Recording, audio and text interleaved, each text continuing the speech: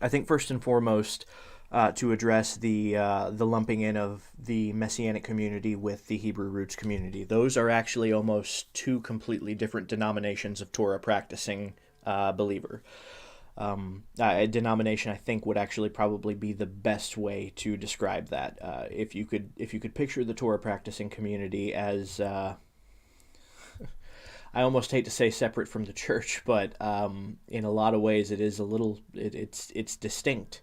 And so he is correct. It's a fast growing movement, and he I don't know if he said it just yet or if it's something he's going to say later on, but he's going to allude to a level of disorganization and disunity, which he started to build a case for it there in listing various different beliefs within the movement.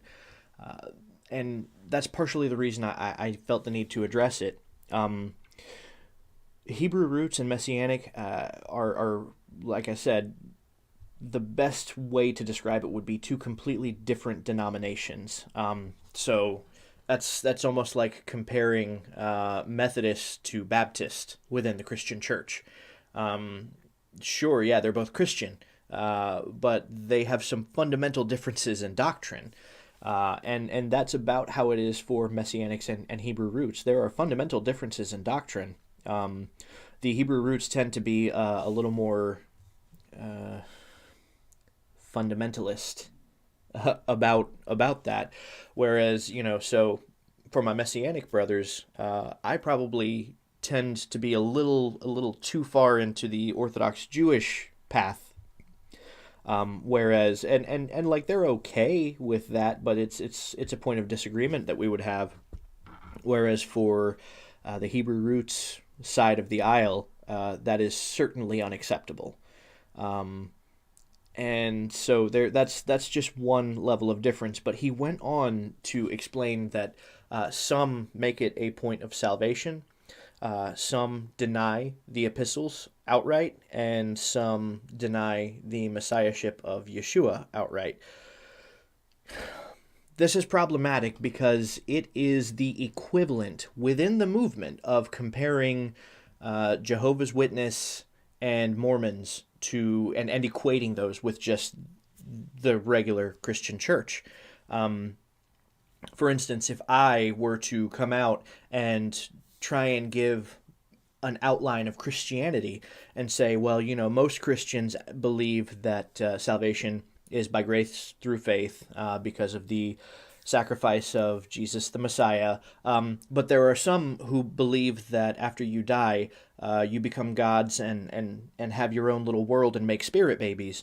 And there are some who believe that Jesus is Michael the Archangel and that he and Lucifer are brothers.